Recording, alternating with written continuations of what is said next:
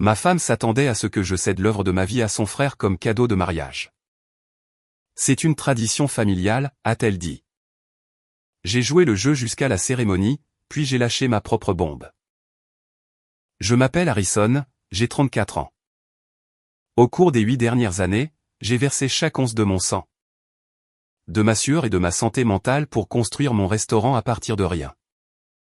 Et il y a tout juste 2 mois. Ma propre femme m'a regardé droit dans les yeux et a exigé que je cède l'intégralité de l'entreprise à son frère, un bon à rien, comme cadeau de mariage. Pendant que je me tenais dans la cuisine que j'avais construite de mes propres mains, couverte de graisse et de cendres après une garde de 14 heures. Ma femme Vanessa s'est nonchalamment appuyée contre mon plan de travail en acier inoxydable. Elle a croisé les bras, ses ongles parfaitement manucurés tapotant contre son manteau coûteux. Et m'a dit, c'est une tradition familiale, Harrison. Quand quelqu'un de notre famille se marie, nous participons tous pour l'aider à commencer sa nouvelle vie. Julien mérite cela. Tu pourras toujours commencer un autre petit projet. Elle voulait donner mon entreprise de plusieurs millions de dollars comme un mixeur bon marché sur une liste de mariage. Elle a littéralement levé les yeux au ciel quand je suis resté là, dans un silence stupéfait, rejetant complètement l'œuvre de ma vie comme s'il s'agissait d'un passe-temps mineur pour lequel je me montrais égoïste. Mais il y avait une chose qu'elle ne savait pas. J'avais déjà sécurisé l'acte de propriété de mon restaurant dans une fiducie d'entreprise intouchable. Et mon avocate venait de terminer la mise en place d'un piège juridique si bien tendu qu'il allait briser leur monde entier en deux. Et maintenant, ce sont eux qui demandent pitié, faisant face à la ruine financière absolue et essayant d'esquiver un procès massif. Avant que je ne vous raconte exactement comment j'ai démantelé leur sentiment de droit absolu pièce par pièce et comment je les ai exposés à toute la ville. Appuyez sur ce bouton j'aime si vous croyez que le travail acharné d'un homme lui appartient, et non à sa belle famille avide. Et n'oubliez pas de me faire savoir d'où vous regardez dans les commentaires ci-dessous.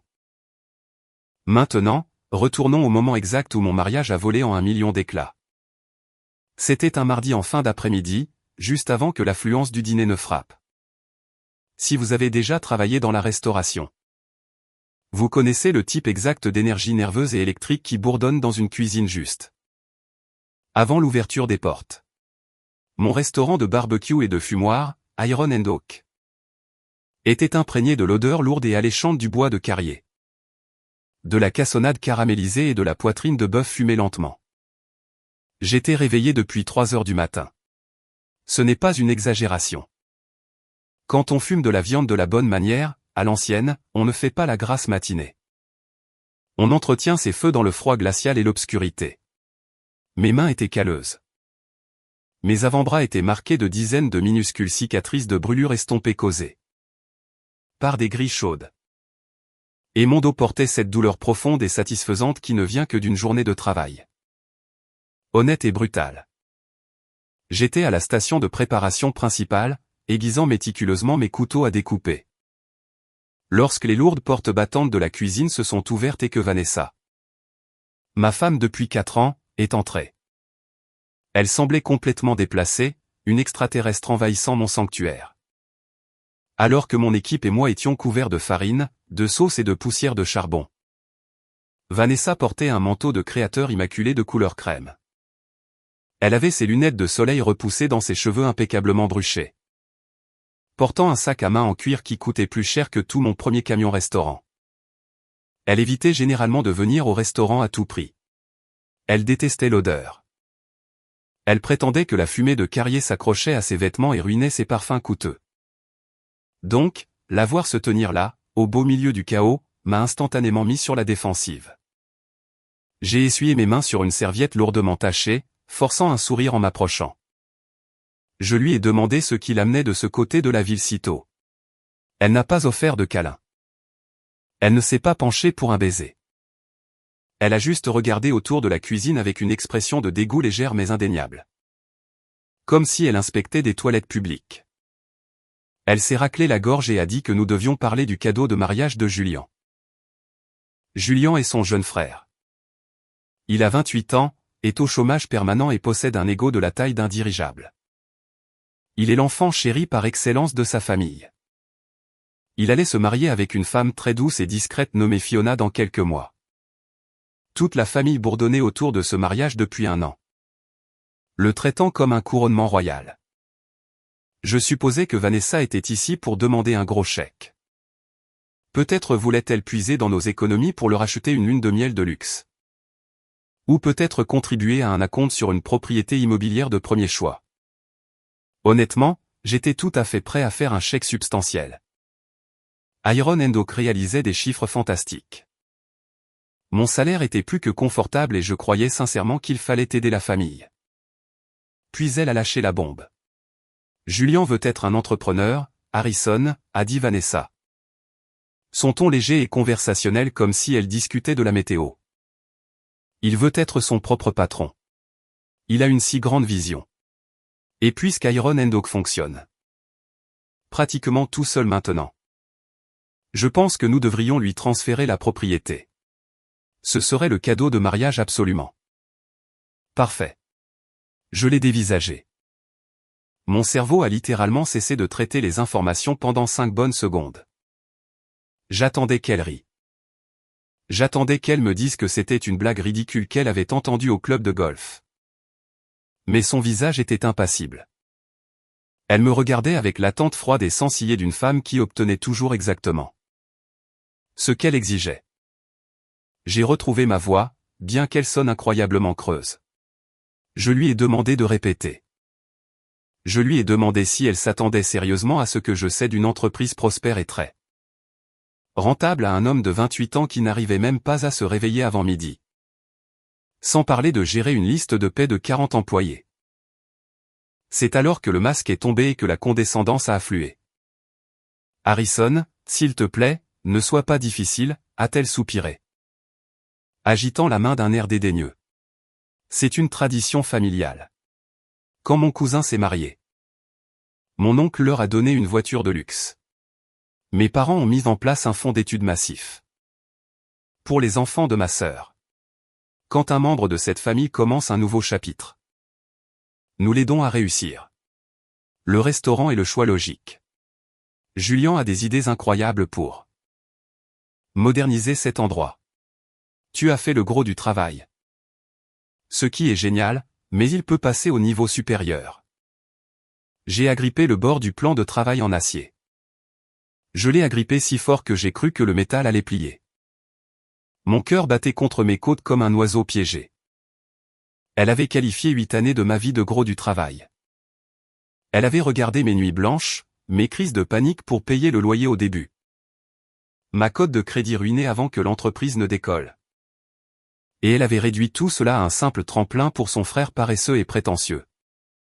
J'ai regardé profondément dans les yeux de ma femme. Et pour la toute première fois dans notre relation, le brouillard s'est levé. Je n'ai pas vu une partenaire aimante. J'ai vu un parasite.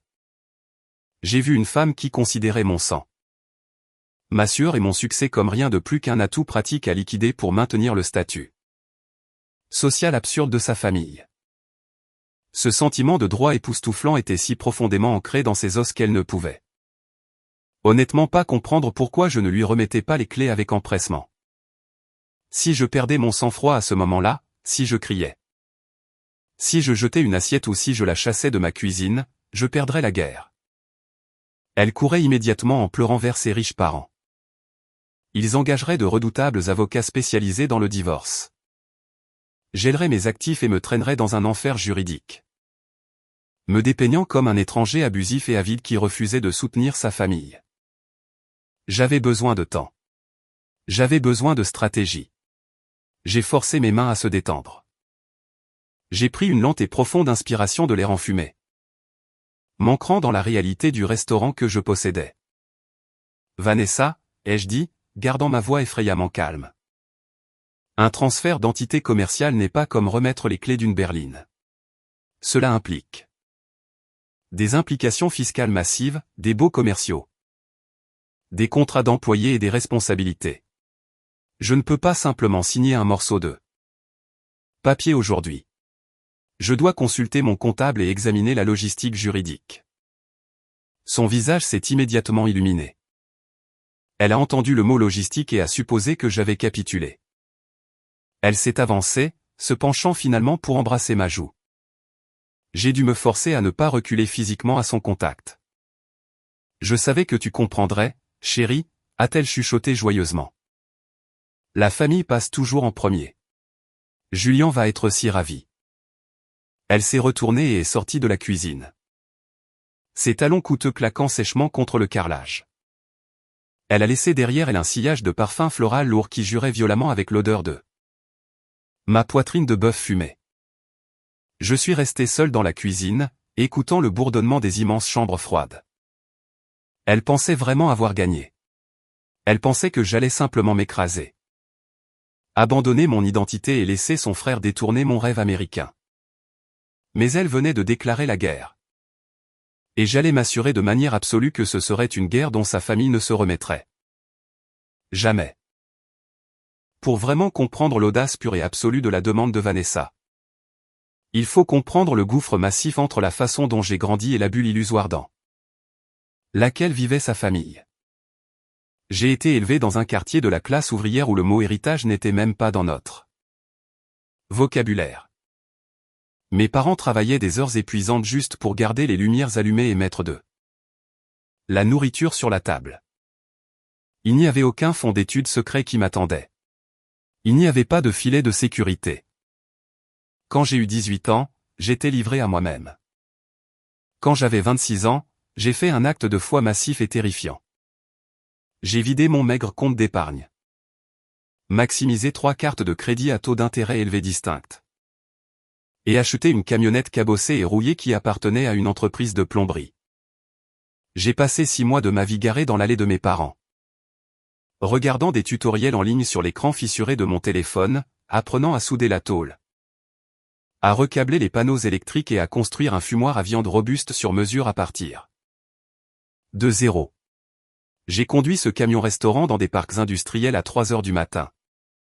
Sous une pluie battante et glaciale. Je me tenais au-dessus de braises ardentes pour servir des sandwichs au porc effiloché aux ouvriers d'usines qui terminaient leur service de nuit. J'ai travaillé 18 heures par jour, 7 jours sur 7 pendant 3 années consécutives. Je sentais les oignons et la graisse de façon si permanente que j'ai cessé de le remarquer. J'ai manqué les dîners de l'Action de grâce. J'ai manqué des anniversaires. J'ai manqué de vivre une vie normale. Quand j'ai enfin réuni assez de capital pour signer un bail commercial sur un entrepôt délabré à la périphérie de la ville, je n'ai pas embauché d'entrepreneur. J'ai fait la plomberie moi-même. J'ai peint les murs moi-même. J'ai construit les tables moi-même. Lentement, atrocement, Iron Endok a grandi. La nourriture parlait d'elle-même. Des files d'attente ont commencé à se former autour du pâté de maison. J'ai embauché une équipe, je les ai formés à traiter la nourriture avec respect. Et j'ai construit un établissement communautaire stable. Chaque dollar sur mon compte bancaire a été gagné grâce à une détermination implacable et éreintante. La famille de Vanessa fonctionnait dans un univers complètement différent. Richard et Martha, mes beaux-parents, étaient la définition même de la richesse générationnelle. Pas des milliardaires, mais des membres de clubs privés qui siégeaient au conseil d'associations de propriétaires justes. Pour infliger des amendes à leurs voisins parce qu'ils avaient la mauvaise teinte de gazon. Dès le premier jour où Vanessa m'a amené dans leur vaste domaine. J'ai été traité comme un cas de charité. Ils souriaient de toutes leurs dents, mais leurs yeux calculaient toujours ma valeur nette. Ils me présentaient à leurs riches amis en disant : voici Harrison. Il travaille dans la restauration. Avec ce ton de voix spécifique qui donnait l'impression que je grattais du chewing-gum sous les tables des petits restaurants. Et puis il y avait Julien. Julien était le prince incontesté de la famille. Pendant que je me brûlais les mains sur des grilles métalliques chaudes pour payer ma facture d'électricité, Julien échouait à ses cours d'introduction aux affaires dans une université privée coûteuse. Entièrement financée par ses parents. Quand il a finalement réussi à obtenir son diplôme avec 2 ans de retard, Richard et Martha ne lui ont pas dit de trouver un emploi. Ils lui ont acheté une Porsche flambant neuve. Une voiture de sport à 100 000 $ pour un gars qui n'arrivait même pas à se réveiller pour un cours magistral le matin. Ils ont financé ses rêves entrepreneuriaux encore et encore. D'abord, ce fut une application technologique qui a brûlé 50 000 $ et n'a jamais été lancée. Ensuite, ce fut un centre de conditionnement physique boutique qui a fermé ses portes en 6 mois parce que Julien refusait de se présenter et de gérer le personnel. À chaque fois qu'il échouait, Richard et Martha étaient là, carnet de chèques en main, pour le renflouer, effacer l'embarras et le rassurer constamment sur le fait que le monde n'était tout simplement pas prêt pour sa vision brillante. Il avait 28 ans et n'avait jamais fait face à une seule conséquence véritable de toute son existence. 3 jours après que Vanessa m'a tendu une embuscade dans ma cuisine, nous avons été obligés d'assister à un dîner de famille chez Richard et Martha. J'ai passé tout le trajet à serrer le volant, essayant de réguler ma respiration.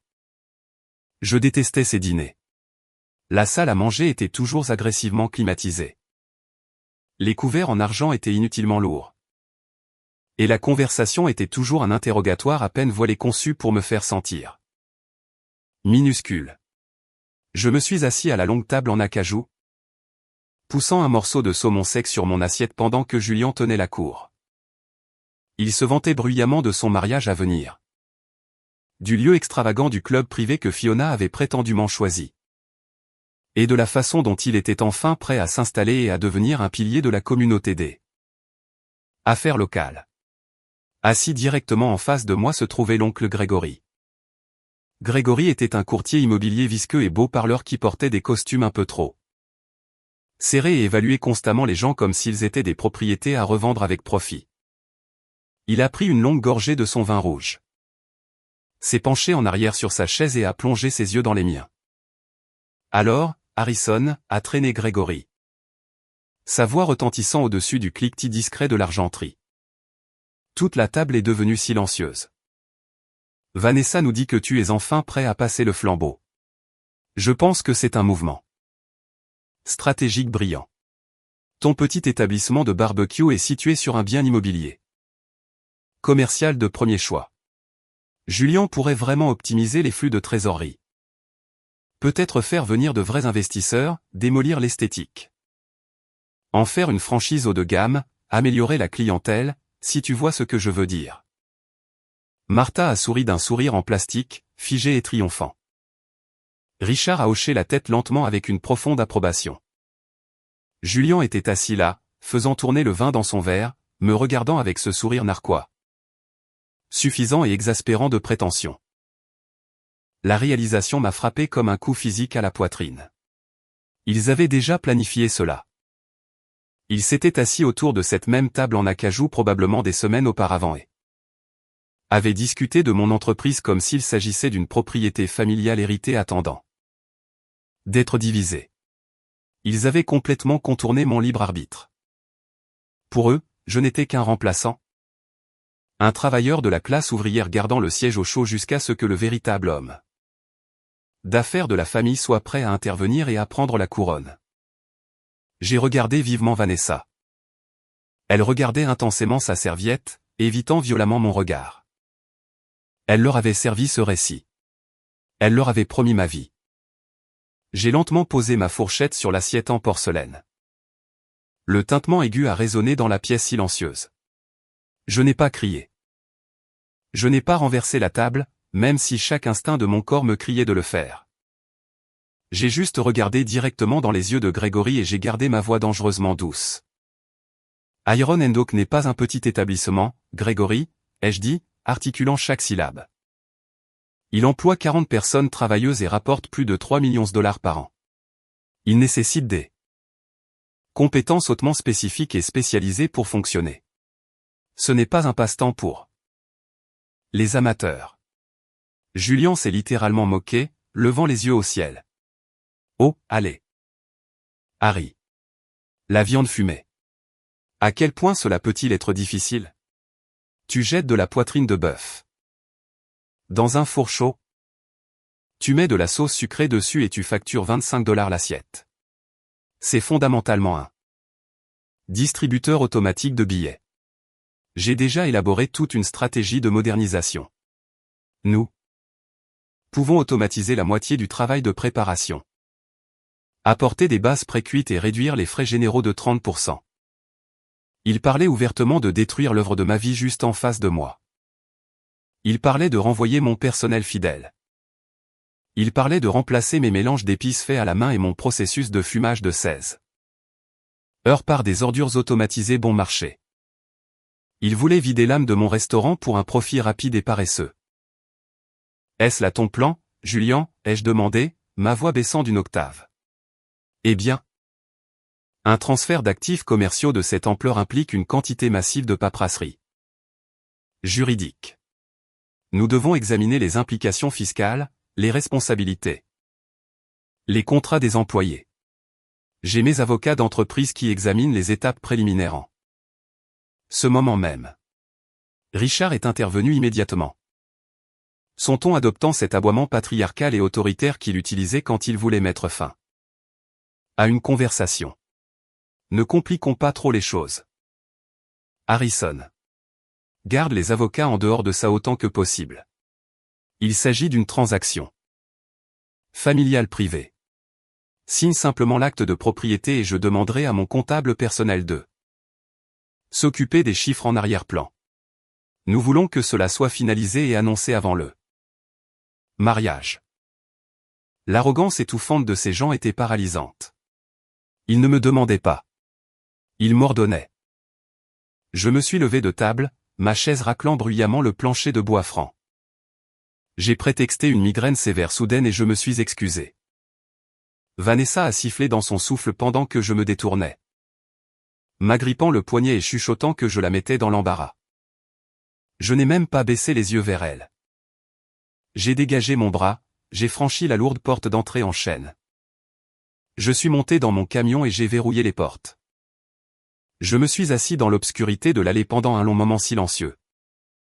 Mon mariage était une farce absolue. Ma femme n'était rien de plus qu'un agent dormant pour sa famille parasitaire. Il voulait me dépouiller. Prendre ma poule aux œufs d'or et me jeter à la rue au moment où j'avais construit quelque chose d'une valeur tangible. J'ai sorti mon téléphone de ma poche. Mes mains tremblaient, non pas de peur, mais d'une rage pure et concentrée qui ressemblait à de l'essence brûlant dans mes veines. J'ai composé un numéro que j'avais prié de ne jamais avoir besoin d'utiliser pour un problème domestique. C'était Sylvia. Sylvia est une avocate d'affaires de haut niveau que j'ai engagée il y a quelques années pour gérer mes beaux commerciaux. C'est un requin juridique dans un tailleur-pantalon sur mesure. Une femme qui mange des prises de contrôle au style d'entreprise au petit déjeuner et qui ne connaît pas le sens du mot pitié. Elle a répondu à la deuxième sonnerie. J'ai tout déballé. Je lui ai dit exactement ce que Vanessa avait exigé dans la cuisine. Je lui ai dit ce que Julien prévoyait de faire à l'entreprise. Je lui ai dit que la famille s'attendait à ce que je cède discrètement l'acte de propriété pour éviter un scandale. Je lui ai dit que j'avais besoin de protéger mes actifs, de protéger mes employés contre le licenciement et de me préparer à un divorce qui était garanti d'être nucléaire. Sylvia a écouté dans un silence absolu. Quand j'ai enfin fini de parler, elle ne m'a pas offert d'excuses vides ou de fausses sympathies. Elle a simplement dit, Harrison, d'ici à ce que nous en ayons fini avec ces gens. Ils ne posséderont même plus les vêtements de créateurs qu'ils portent sur le dos. Soyez à mon bureau demain matin à exactement 8h00. Nous allons construire une cage. Le lendemain matin, la ville était recouverte d'une bruine grise et froide. J'étais assis dans le bureau immaculé de Sylvia. Situé dans une tour avec vue sur les toits du centre-ville, serrant une tasse de café noir. Pendant 4 heures ininterrompues. Nous avons méticuleusement conçu un piège juridique parfaitement déguisé en un généreux accord de transfert. Sylvia était une maîtresse tacticienne. Elle a immédiatement reconnu le danger. Si j'entrais simplement dans la maison et refusais catégoriquement de céder le restaurant, Vanessa demanderait instantanément un divorce hostile. Elle me traînerait devant le tribunal de la famille. Utiliserait comme arme les fonds juridiques inépuisables de ses parents. et essaierait de réclamer la moitié de Iron Endo comme bien matrimonial, me forçant ainsi à liquider l'entreprise juste pour la payer. Nous ne pouvions pas laisser cela se produire. Nous devions faire en sorte qu'il semble sur papier que je coopérais joyeusement et volontiers avec la tradition familiale.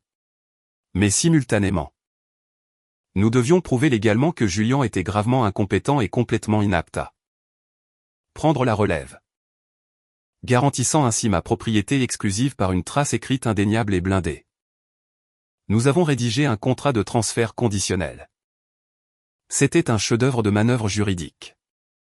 Il stipulait explicitement que Julian recevrait la pleine propriété de l'entreprise, mais seulement après avoir accompli une période de probation rigoureuse et lourdement documentée de 3 mois en tant que directeur général.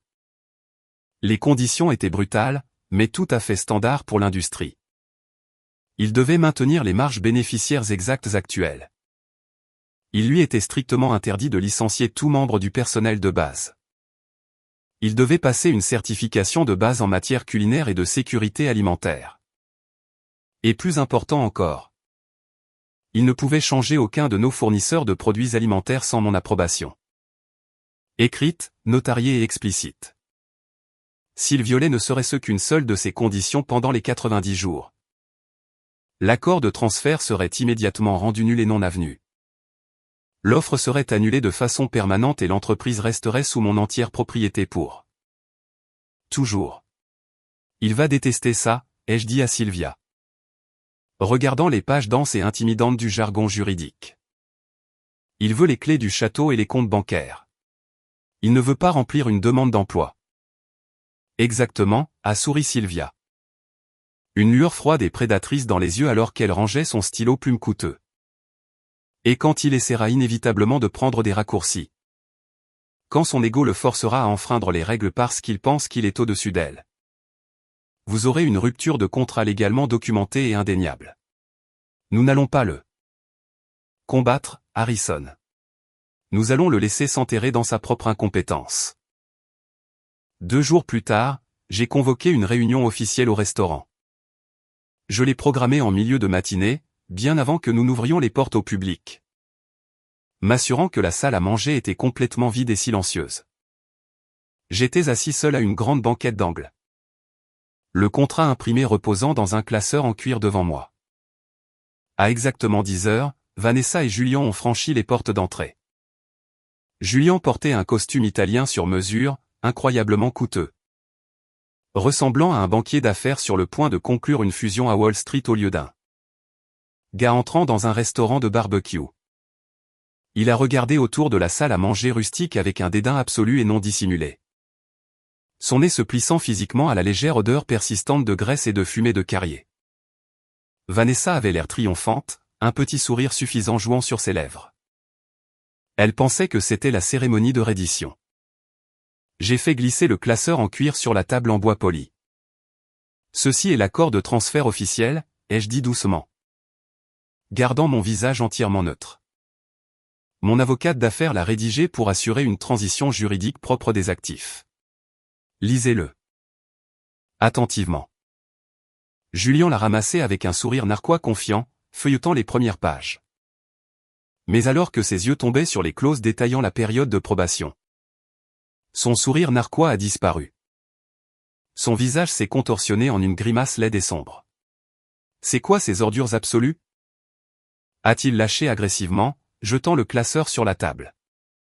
Une probation de 3 mois, maintenir le personnel actuel. Un test de sécurité alimentaire. Ce n'est pas un cadeau de mariage. Harrison. C'est une prise d'otage. Tu essaies de faire de moi ton employé. C'est une procédure d'entreprise standard, ai-je menti sans effort, m'adossant à ma banquette. Tu tentes de reprendre une opération très complexe de plusieurs millions de dollars. J'ai 40 familles qui comptent sur moi pour leur salaire. J'ai besoin d'une assurance légale que tu ne vas pas ruiner cet endroit dès ton premier jour. Le ruiner, a ricané Julian, sa voix résonnant bruyamment dans le restaurant vide. Il a frappé sa main sur la table. Je vais sauver cet endroit. As-tu la moindre idée de la quantité d'argent que tu perds chaque mois? Tes coups de main-d'œuvre sont une blague. Hector gagne beaucoup trop d'argent pour un gars qui reste juste là à retourner de la viande toute la journée. À la minute où je serai en charge, nous le renvoyons.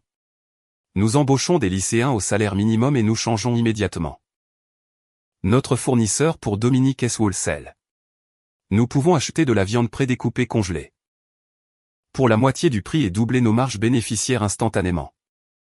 J'ai senti une vague de fureur froide et calculatrice s'installer au fond de ma poitrine. Avant cela, BP. Trang et Hector étaient avec moi depuis le tout premier jour dans le camion-restaurant glacial. Hector était un maître de son art, le cœur et l'âme de la cuisine. Et Dominique S. Wholesale était tristement célèbre dans la ville pour vendre de la viande de basse qualité, injectée et presque expirée. Qui détruirait absolument la réputation de mon restaurant en une seule semaine? Julien ne se souciait pas de la qualité. Il ne se souciait pas de la communauté. Il ne voyait que des signes de dollars rapides et faciles. Il voulait vider mon héritage pour un gain rapide. Les conditions énoncées dans ce document sont non négociables, Julien, ai-je dit. Ma voix tombant à un murmure dangereux. Tu veux l'entreprise. Prouve d'abord que tu as la discipline pour la diriger à ma façon. Signe-le. Contrat ou l'accord est définitivement annulé. Ici et maintenant. Vanessa m'a attrapé le bras. Ses ongles manucurés s'enfonçant douloureusement à travers ma chemise dans ma peau. Harrison. Tu es complètement déraisonnable et incroyablement insultant. Il est de la famille. Tu ne testes pas. La famille comme ça. Je protège mon investissement jusqu'à ce que le transfert soit finalisé. Ai-je rétorqué violemment, en secouant sa main de mon bras. Je l'ai fusillé du regard. C'est à prendre ou à laisser. Julien m'a foudroyé du regard, la mâchoire si serrée que j'ai cru que ses dents allaient se briser. Il a regardé Vanessa. Elle lui a fait un signe de tête subtil, urgent et désespéré. Serrant les dents de fureur. Julien a arraché un stylo en or de la poche de sa veste et a agressivement griffonné sa signature. Sur la ligne pointillée. Très bien, a-t-il craché, jetant le stylo sur la table. Mais à la seconde absolue où ces 90 jours seront écoulés, je fais le grand ménage. Tu es obsolète. Harrison. Il est sorti du restaurant en trombe, la lourde porte en verre claquant derrière lui. Vanessa l'a suivi, mais pas avant de se retourner pour me lancer un regard de pur venin toxique. J'ai calmement pris le document signé. Je l'ai plié soigneusement et je l'ai verrouillé dans le lourd coffre-fort en acier de mon bureau. Privé. La première étape avait été parfaitement exécutée. Mais le véritable rebondissement. L'information horrifiante qui allait transformer cette situation d'un simple litige commercial en une arme hautement explosive, est arrivée exactement 2 jours plus tard. J'étais dans le bureau arrière en train d'examiner les chiffres de l'inventaire hebdomadaire quand mon téléphone portable a vibré. C'était un numéro inconnu. Le message texte me demandait de me rendre dans un petit café indépendant et isolé à l'autre bout de la ville.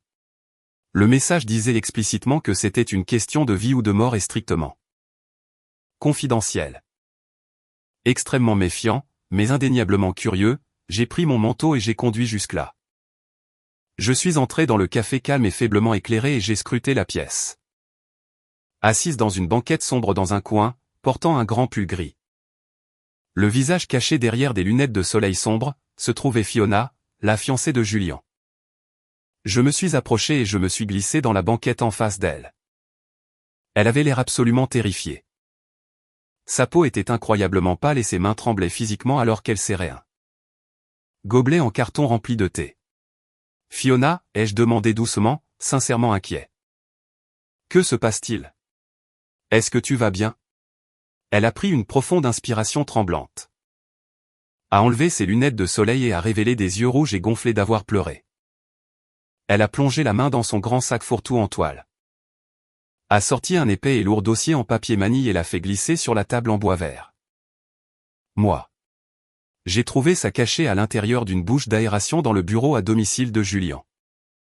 Hier, a-t-elle chuchoté, la voix brisée. Je cherchais la liste d'invités de rechange pour les invitations de mariage. Je jure devant Dieu. Que je ne fouinais pas, mais la grille était lâche et le dossier est tombé. Je l'ai ouvert. J'ai ouvert le lourd dossier. À l'intérieur se trouvait une pile massive de documents financiers. Des relevés bancaires affichant des soldes à zéro. Des factures de cartes de crédit plafonnées provenant de banques dont je n'avais jamais entendu parler.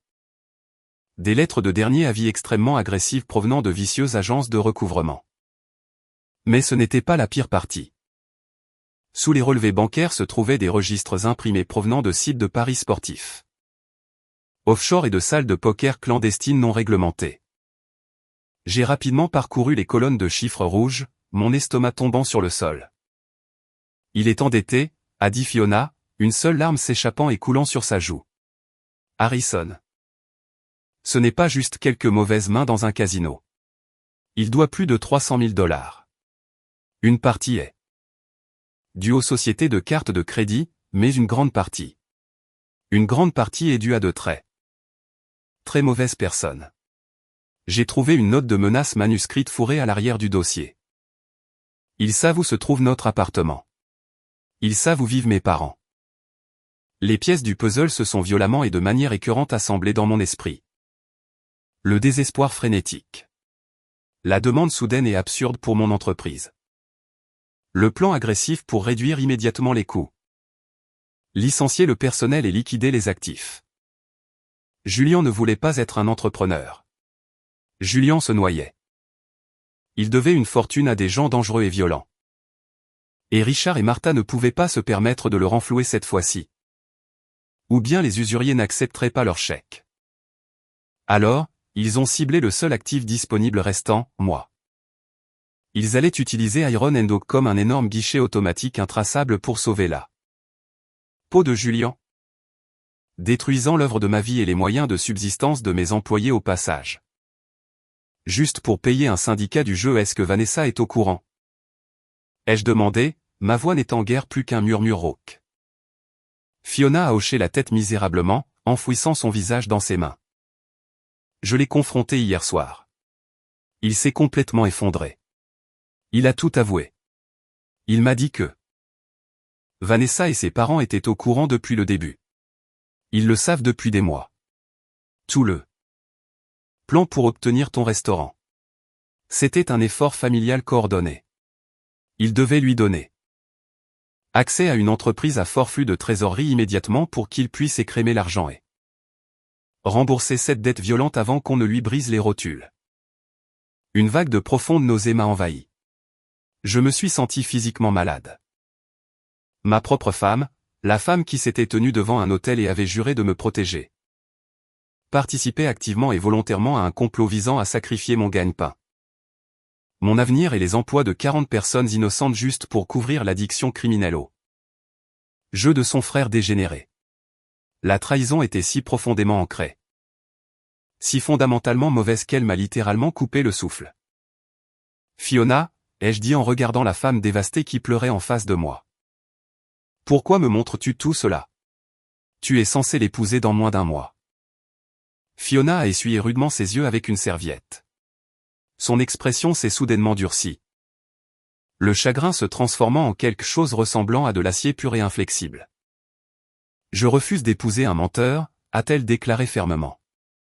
Je refuse de lier ma vie, mon avenir et mes potentiels enfants à un homme qui volerait sa propre famille pour nourrir une maladie. Je vais annuler le mariage. Mais je ne pouvais pas le faire avant de t'avoir prévenu. J'avais besoin que tu connaisses la vérité, avant qu'il ne ruine complètement ta vie. Une idée brillante, terrifiante et totalement dévastatrice a commencé à prendre forme dans mon esprit. Fiona, ai-je dit prudemment, me penchant par-dessus la table. N'annule pas le mariage. Pas encore. Elle m'a dévisagé, complètement confuse. Quoi? Pourquoi? Parce que si tu annules le mariage aujourd'hui, ils vont paniquer. Ils vont se démener et ils trouveront un autre moyen plus agressif de m'attaquer, ai-je expliqué, mon esprit tournant à 1 million à l'heure. J'ai besoin de temps pour sécuriser mes actifs de manière permanente. J'ai besoin de temps pour tendre un piège juridique dont ils ne pourront jamais, au grand jamais, S'échapper. J'ai besoin que tu joues le jeu, agis comme si tout allait parfaitement bien. Laisse-les. Croire que leur plan dégoûtant fonctionne sans accroc. Fiona a baissé les yeux vers le dossier de dette, puis a relevé les yeux vers moi. Elle a pris une profonde inspiration pour se calmer, sa détermination se solidifiant dans ses yeux. D'accord, dis-moi exactement ce que tu as besoin que je fasse. Nous sommes restés dans ce café obscur pendant encore 1 heure. Formulant méticuleusement une contre-attaque qui exposerait la pourriture horrifiante à l'intérieur de cette famille à la vue du monde entier. J'étais entré dans ce café comme un homme essayant de sauver un restaurant. J'en sortais comme un bourreau. Les 3 semaines suivantes ont été un exercice atroce et angoissant de guerre psychologique et de maîtrise absolue de soi. Chaque nuit, je devais retourner à la maison. Franchir la porte d'entrée et jouer le rôle du mari docile, légèrement stressé. Mais finalement d'un grand soutien. Je devais m'asseoir à la table du dîner et écouter Vanessa parler avec enthousiasme des compositions florales, du service de traiteur coûteux et des plans de table pour le somptueux mariage de Julian. Sachant très bien qu'elle complotait activement mon exécution financière derrière ses doux sourires. Chaque fois qu'elle me souriait, j'avais l'impression de mâcher du verre brisé. Chaque fois qu'elle tendait la main pour toucher mon bras ou embrasser ma joue, je devais physiquement réprimer un violent frisson. Je dormais à côté d'une traîtresse. Au restaurant, je jouais le rôle du propriétaire vaincu et épuisé, préparant lentement une transition de pouvoir. Mais derrière des portes closes, la résistance s'organisait. J'ai fait entrer Valérie, ma directrice générale farouchement loyale, dans mon bureau privé et j'ai verrouillé la porte. Valérie est une femme coriace et pragmatique d'une 50aine d'années qui était à mes côtés depuis l'époque du camion-restaurant. Elle m'avait pratiquement aidé à construire les fumoirs. Quand j'ai exposé toute la vérité, les dettes de jeu massives, les usuriers et le complot coordonné de la famille pour utiliser notre entreprise comme agneau sacrificiel afin de sauver Julian. Elle a failli jeter une tasse à café en céramique directement à travers la fenêtre de mon bureau. Nous n'allons pas laisser ce sale gosse gâté et parasitaire toucher une seule planche à découper. Dans cet endroit, a sifflé Valérie, faisant les 100 pas dans mon bureau comme un tigre en cage. Dis-moi exactement ce que nous faisons, patron. Je suis prête pour la guerre. Nous allons le laisser creuser sa propre tombe, lui ai-je dit, ma voix étrangement calme. Mais d'abord, nous avons besoin d'une mise à niveau massive de la sécurité. Une surveillance totale. Au cours du week-end suivant. Pendant que Vanessa croyait que j'assistais à une convention régionale de traiteurs de 2 jours. Dans une autre ville. Valérie et moi avons fait appel à un entrepreneur en sécurité privée hautement spécialisé. Nous avons travaillé toute la nuit. Nous avons arraché les anciennes caméras de sécurité granuleuses et obsolètes qui ne couvraient que les caisses enregistreuses. À leur place, nous avons installé un système de surveillance de pointe. Avec une résolution 4K et une vision nocturne. Mais nous n'avons pas seulement couvert les zones publiques. Nous avons placé des caméras microscopiques cachées directement à l'intérieur du bureau principal. L'une était focalisée en plein centre sur le lourd coffre-fort au sol. Une autre avait une vue parfaite et dégagée sur le terminal informatique et le clavier. Nous avons installé des capteurs de mouvement très sensibles à l'entrée arrière des employés. Et un logiciel d'accès à distance qui reliait l'intégralité du flux en direct directement à un serveur crypté sur mon téléphone portable personnel et mon ordinateur portable. Personne, pas même le reste de notre personnel de cuisine de confiance, ne savait que le nouveau système invisible était actif. Pendant ce temps, Fiona exécutait son rôle d'agent infiltré de manière impeccable. Elle assistait à tous les dîners de famille. Elle souriait de toutes ses dents pour les séances photos d'avant-mariage. Et elle agissait comme la future mariée excitée et heureusement ignorante. Mais tous les quelques jours, tard dans la nuit, elle m'envoyait des messages textes cryptés, me tenant au courant de la détérioration rapide de l'état mental de Julian. Les usuriers devenaient incroyablement impatients. Les échéances se rapprochaient. Julian paniquait, faisant agressivement pression sur Vanessa pour qu'elle me manipule afin que je signe l'acte final et inconditionnel en sa faveur avant le jour du mariage. pour qu'il puisse immédiatement utiliser l'entreprise comme levier pour obtenir un prêt en espèces. Massif. Vanessa a décuplé ses tactiques de manipulation émotionnelle. Elle a commencé à pleurer sur commande dans le salon, me disant à quel point ses parents âgés étaient incroyablement stressés, me suppliant de simplement finaliser les papiers pour que Julien puisse avoir l'esprit tranquille, avant de marcher jusqu'à l'hôtel. Je ne l'ai nourri de rien d'autre que des promesses bureaucratiques vides. Je lui ai dit que les avocats d'affaires traînaient les pieds pour finaliser les documents de responsabilité fiscale et que tout serait prêt très bientôt. J'ai gagné du temps et je les ai regardés transpirer. Le point culminant absolu de leur désespoir. Le moment qui m'a remis l'arme finale et indéniable dont j'avais besoin. s'est produit exactement une semaine avant le mariage. C'était la nuit de l'enterrement de vie de garçon de Julien. Vanessa m'a dit qu'elle allait passer la nuit dans le vaste domaine de ses parents pour aider Martha à assembler des centaines de petits cadeaux de mariage de dernière minute très compliqués. Je lui ai dit que j'avais besoin d'une pause à cause du stress et que j'allais monter dans un chalet loué près du lac pour pêcher tranquillement et me vider la tête. Je ne suis pas allé au lac. J'ai conduit à 3 miles du restaurant et je me suis enregistré dans un motel bon marché et quelconque, au bord de la route sous un faux nom. Je me suis assis à un bureau bancal, j'ai ouvert mon ordinateur portable. Je me suis connecté au serveur crypté et je me suis connecté au flux de sécurité en direct. Je suis resté assis là dans la chambre plongé dans le noir absolu, buvant du café amer et rassis dans un gobelet en polystyrène, fixant les écrans lumineux. J'ai attendu. À exactement 2h14 du matin, le silence de la chambre de motel a été rompu. Mon téléphone portable a vibré violemment sur le bureau. Une alerte de mouvement de haute priorité provenant de la caméra de la ruelle arrière du restaurant. Je me suis penché plus près de l'écran de l'ordinateur portable, mon rythme cardiaque s'accélérant. La caméra haute définition a montré une silhouette solitaire portant un grand sweat à capuche sombre, s'approchant de la lourde porte arrière en acier de l'entrée des employés de Iron & Oak. La silhouette a regardé nerveusement autour d'elle, scrutant la ruelle sombre avant de sortir une clé. Mon estomac s'est serré en un nœud dur. C'était la clé de secours. La seule personne à qui j'avais jamais donné cette clé était Vanessa, des années auparavant. Au cas où je m'enfermerais dehors. La lourde porte s'est ouverte avec un clic. La silhouette s'est glissée rapidement à l'intérieur du bâtiment sombre. J'ai immédiatement basculé le flux sur la caméra du couloir intérieur. La vision nocturne avancée s'est activée instantanément, illuminant le couloir sombre et l'intrus d'une lumière verte nette et en haute définition. La silhouette a repoussé la capuche de sa tête. C'était Julien. Il avait l'air absolument frénétique. Il transpirait abondamment, s'essuyant le front avec sa manche malgré la forte climatisation du restaurant. Il n'a pas marché vers la cuisine pour vérifier l'équipement. Il n'a pas marché vers les caisses enregistreuses à l'avant. Il a marché droit et de manière déterminée vers mon bureau privé verrouillé. J'ai basculé le flux sur la caméra cachée montée directement au-dessus de mon bureau. Julien a forcé la porte du bureau, brisant la serrure que j'avais intentionnellement affaiblie plus tôt dans la journée, et est entré.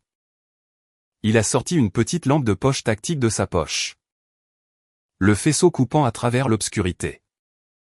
Il est immédiatement tombé à genoux et s'est dirigé tout droit vers le lourd coffre-fort oscillant, acier caché sous le tapis. Il a attrapé le cadran et a commencé à le faire tourner rapidement, essayant des combinaisons. Je l'ai regardé essayer l'anniversaire de sa sœur, l'anniversaire de mariage de ses parents, la date d'inauguration du restaurant. Il essayait désespérément et frénétiquement d'accéder aux actes de propriété physique et aux réserves d'argent liquide d'urgence que je gardais sous la main pour les urgences avec les fournisseurs. Lorsque la lourde porte en acier a refusé de bouger, il a lâché une série de jurons frustrés et furieux, donnant de violents coups de pied dans le coffre-fort avec ses chaussures coûteuses, haletant lourdement. Il s'est levé et a tourné son attention désespérée vers mon terminal informatique. Il l'a allumé. L'écran a illuminé son visage paniqué. Il a sorti un morceau de papier froissé de sa poche et a commencé à taper rapidement sur le clavier. Il essayait divers mots de passe. tentant désespérément de contourner le pare-feu pour accéder aux fichiers comptables principaux. Il cherchait les numéros d'acheminement bancaire pour pouvoir virer électroniquement de l'argent directement depuis les comptes de mon entreprise afin de rembourser ses violents créanciers avant qu'il ne lui brise les jambes. Je suis resté assis seul dans la chambre de motel froide, regardant mon propre beau-frère commettre une introduction par effraction qualifiée. Une tentative de cambriolage et de l'espionnage industriel. Le tout dans une glorieuse résolution 4K. J'ai appuyé sur le bouton d'enregistrement principal. Le logiciel a commencé à sauvegarder les preuves vidéo irréprochables et indéniables directement sur plusieurs serveurs cloud sécurisés. J'aurais pu prendre mon téléphone et appeler les urgences sur le champ. J'aurais pu faire encercler le bâtiment par la police et le faire arrêter sur place. Mais une arrestation discrète au milieu de la nuit n'était pas suffisante. Si j'appelais les flics maintenant, Vanessa et ses riches parents interviendraient immédiatement. Ils engageraient les avocats de la défense les plus chers de l'État. Ils prétendraient que c'était un énorme malentendu. Que Julien cherchait simplement un document que je lui avais demandé de trouver. Ils détourneraient le récit, me dépeignant aux yeux de toute la famille et de la communauté comme le beau-frère vindicatif et cruel qui essayait d'envoyer un jeune homme en prison pour une simple erreur. Ils balayeraient ses crimes sous leur tapis très coûteux. Non, cela n'allait absolument pas se produire. La punition devait être à la hauteur de l'ampleur catastrophique de leur trahison. Ils voulaient m'humilier. Ils voulaient voler l'œuvre de ma vie. Ils voulaient m'utiliser comme un bouclier jetable. J'allais les laisser se tenir sur la scène la plus grande et la plus publique de toute leur vie. Entourés de chaque personne à laquelle ils tenaient et qu'ils essayaient d'impressionner. Et ensuite, j'allais retirer complètement le sol sous leurs pieds. J'ai regardé l'écran alors que Julien abandonnait enfin, claquant l'ordinateur portable avec rage. Il s'est faufilé à nouveau dans la ruelle sombre. Complètement bredouille et plus désespéré que jamais. J'ai lentement fermé mon ordinateur portable. Un sourire froid, dur et authentique s'est répandu sur mon visage pour la première fois depuis des semaines. Le piège était parfaitement en place. Les preuves dévastatrices étaient sécurisées de manière permanente. La bombe était amorcée. Tout ce que j'avais à faire maintenant, c'était d'attendre que les cloches du mariage sonnent. Toute la semaine précédant le mariage a été une leçon magistrale de torture psychologique et d'endurance émotionnelle. Je devais vivre dans une maison qui ressemblait à un territoire étranger hostile. Je partageais le lit avec une femme qui complotait activement et joyeusement ma ruine financière. Complète. Chaque matin, je me réveillais avant le soleil. Je mettais mes lourdes bottes de travail et je conduisais au restaurant en portant le poids de cette énorme bombe à retardement dans ma poitrine. Et chaque soir, je rentrais chez moi dans un salon complètement recouvert d'arrangements floraux coûteux, de plans de table élaborés et de kilomètres de rubans de soie importés. Vanessa était absolument dans son élément. Elle bourdonnait dans la maison avec cette énergie écœurante, triomphante et totalement arrogante. Elle pensait sincèrement qu'elle m'avait brisé.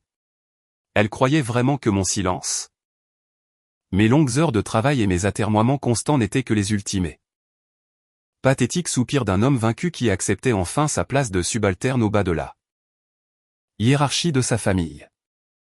Elle abordait nonchalamment les grands projets futurs de Julien pour Iron Dog pendant le dîner, coupant son poulet tout en me disant à quel point il était incroyablement excitant que le restaurant allait enfin obtenir une véritable structure de gestion instruite.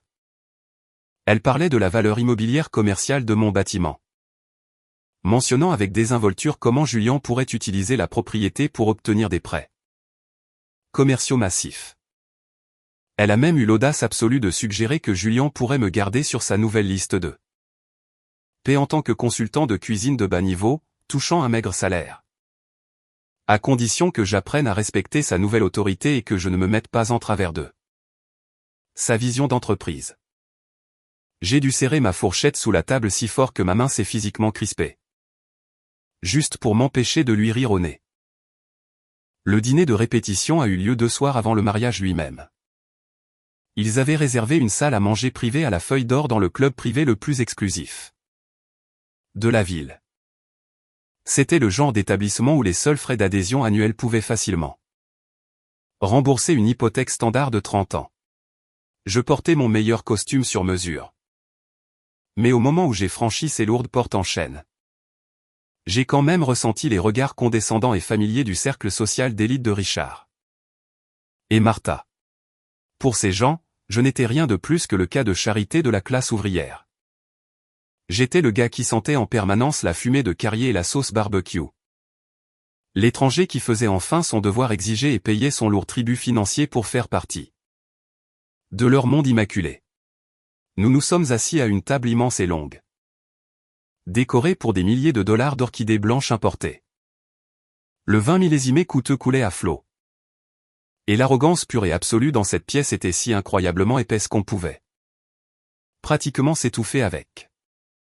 Julien tenait la cour en bout de table, son costume parfaitement repassé. Son bras passait négligemment autour des épaules de Fiona. Fiona, tout à son honneur, méritait un Oscar pour sa performance de ce soir-là. Elle souriait parfaitement. Elle hochait la tête au bon moment. Et elle acceptait gracieusement les toasts interminables à leur avenir. Mais de temps en temps, quand la pièce était bruyante et que les gens étaient distraits, nos yeux se croisaient par-dessus les verres à vin en cristal. Dans ces brèves secondes, nous partagions une compréhension silencieuse, d'acier et indestructible. Nous étions les deux seules personnes dans toute cette pièce qui vivaient réellement dans la réalité. Nous connaissions la tempête qui se préparait. L'oncle Grégory. Le courtier immobilier visqueux et beau parleur qui m'avait insulté des semaines auparavant s'est levé pour porter un toast. Il a tapé son lourd couteau en argent contre sa flûte à champagne en cristal, exigeant l'attention immédiate de toute la pièce. Les bavardages se sont tus.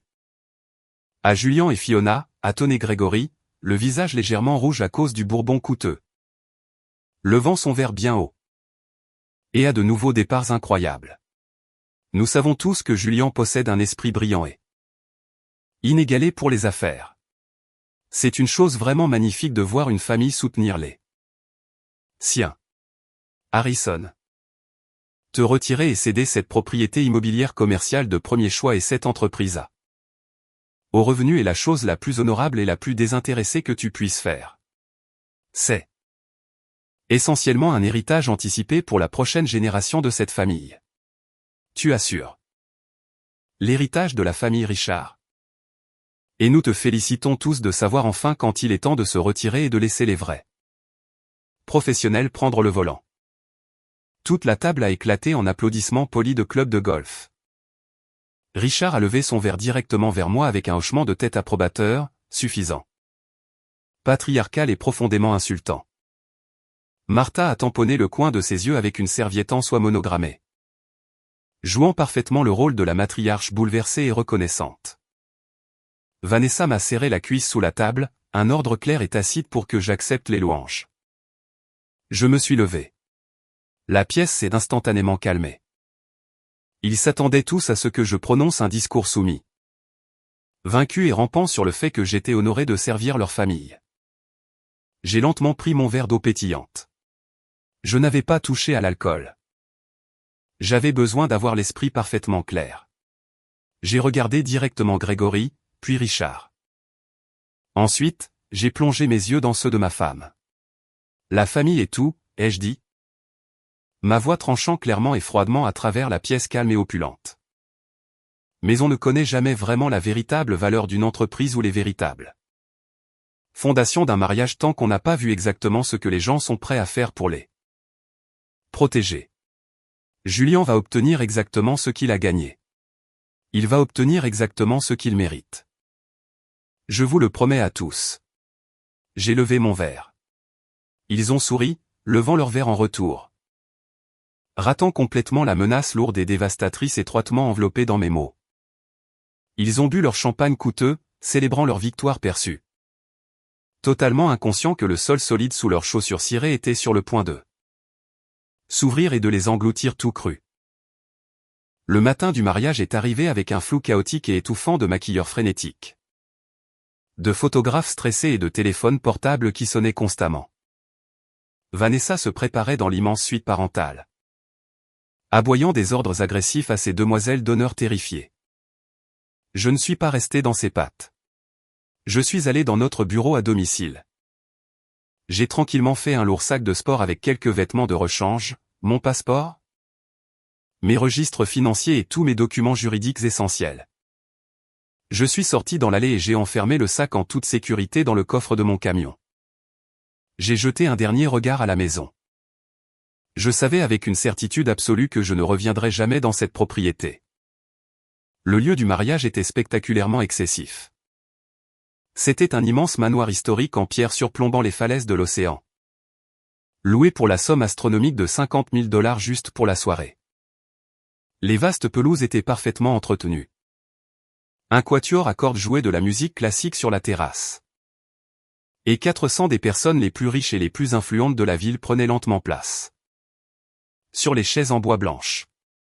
Je suis arrivé avec 2 bonnes heures d'avance.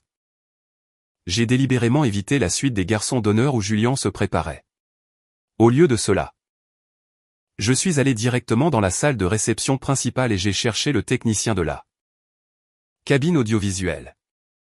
C'était un jeune gars, qui démêlait un énorme tas de câbles de microphone derrière un rideau noir. Je me suis approché de lui, j'ai sorti un billet de $100 propre et plié de mon portefeuille. Et je le lui ai tendu avec une petite clé de stockage cryptée. Je lui ai dit qu'il y avait un léger changement, très important, dans le programme de la soirée. J'ai expliqué qu'au lieu du diaporama photo ennuyeux standard qui était prévu pendant le discours du père de la mariée, j'avais une surprise vidéo très spéciale et en très haute définition pour le marié.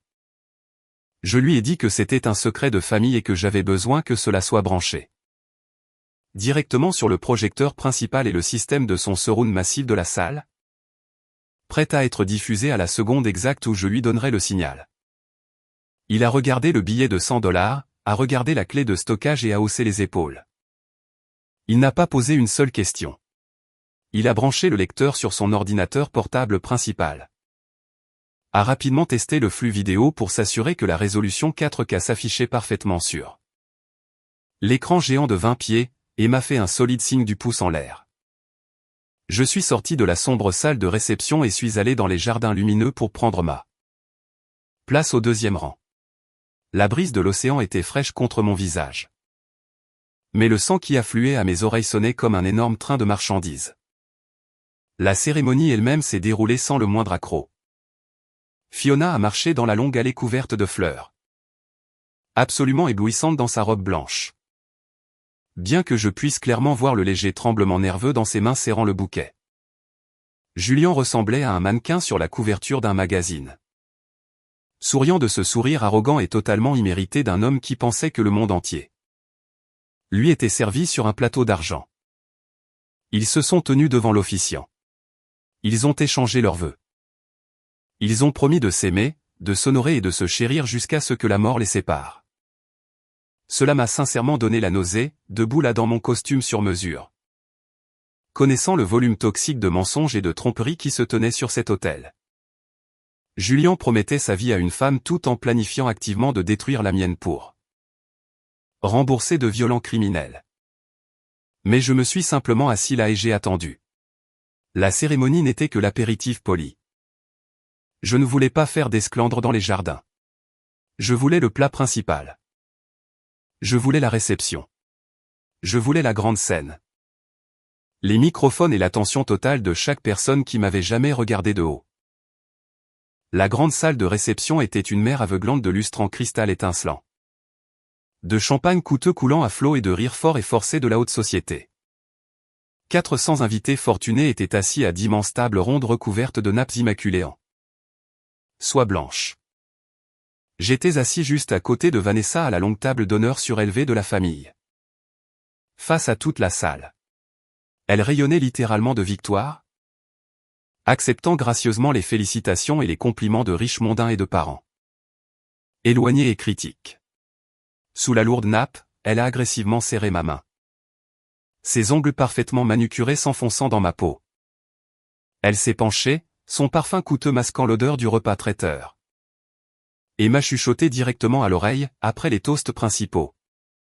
Mon père va prendre le micro et annoncer officiellement le transfert du restaurant à toute la salle. Contente-toi de sourire, Harrison. Fais signe à la foule. Elle est heureux. Et quoi que tu fasses, ne fais pas de scène et n'embarrasse pas cette famille. Je ne lui ai pas répondu. Je n'ai pas retiré ma main. J'ai juste pris une gorgée très lente et délibérée de mon café noir et j'ai regardé la pièce. Bourdonnée d'un bonheur factice. L'extravagant dîner à 5 plats a été servi. Les assiettes ont finalement été débarrassées par une petite armée de serveurs. Et le tintement sonore de l'argenterie contre les verres en cristal a commencé à signaler le début. Des discours. Richard, portant un smoking sur mesure qui coûtait probablement plus cher que ma première voiture, s'est avancé avec confiance sur les courtes marches menant à la scène principale. Il a tapoté le microphone. L'effet Larsen a gémi brièvement avant de se stabiliser en un bourdonnement clair. La pièce est instantanément tombée dans un silence respectueux et plein d'attente. Amis, famille, estimés collègues et invités d'honneur, a commencé Richard. Sa voix profonde et autoritaire résonnant parfaitement sur les hauts plafonds voûtés. Ce soir, nous sommes réunis pour célébrer la magnifique union de mon fils remarquable, Julian, et de son incroyable mariée, Fiona. Mais ce soir est bien plus qu'un simple mariage. Il s'agit d'héritage. Il s'agit d'assurer l'avenir et de passer le flambeau à la prochaine génération. Julian a toujours possédé un esprit d'entreprise brillant et imparable. Et il est enfin temps qu'il prenne sa place légitime et durement gagnée dans le monde compétitif des affaires. Richard a fait une pause dramatique, faisant un grand geste de sa main libre vers notre table surélevée. Le projecteur s'est déplacé, m'aveuglant pendant une fraction de seconde. Mon gendre Harrison a passé ces dernières années à construire un merveilleux petit établissement de restauration, a poursuivi Richard, son ton dégoulinant d'une condescendance paternaliste. Mais comme nous le savons tous dans cette pièce, faire passer une entreprise locale au véritable niveau de l'entreprise, la transformer en un empire, nécessite un certain pédigré, une certaine vision. Ce soir, en guise de cadeau de mariage monumental, Harrison et ma fille Vanessa transfèrent officiellement la propriété totale de Iron Oka. Julian, lui donnant les fondations solides dont il a besoin pour construire son héritage. La salle massive a éclaté en des applaudissements tonitruants et assourdissants. 400 personnes applaudissaient, levant leurs verres coûteux en un grand salut. Julian s'est levé de sa chaise, boutonnant nonchalamment la veste de son costume, saluant la foule en liesse avec un faux sourire modeste et écœurant. Vanessa m'a donné un coup de coude sec et violent dans les côtes, ses yeux s'écarquillant dans un ordre clair pour que je me lève et joue mon rôle de subalterne. Je me suis levé. Les applaudissements ont commencé à s'estomper en un faible murmure alors que je marchais lentement devant la longue table familiale, montais les courtes marches en bois et me plaçais directement sur la scène principale. Richard m'a tapoté l'épaule de manière condescendante, avec une poigne lourde et dominatrice, et m'a tendu le microphone. Il s'attendait à ce que je dise merci. Je me suis tenu là, au centre de la scène, pendant un long et douloureux moment. J'ai regardé la mer sans fin de visages, 400 personnes riches me fixant, attendant que le travailleur de la classe ouvrière cède sa vie.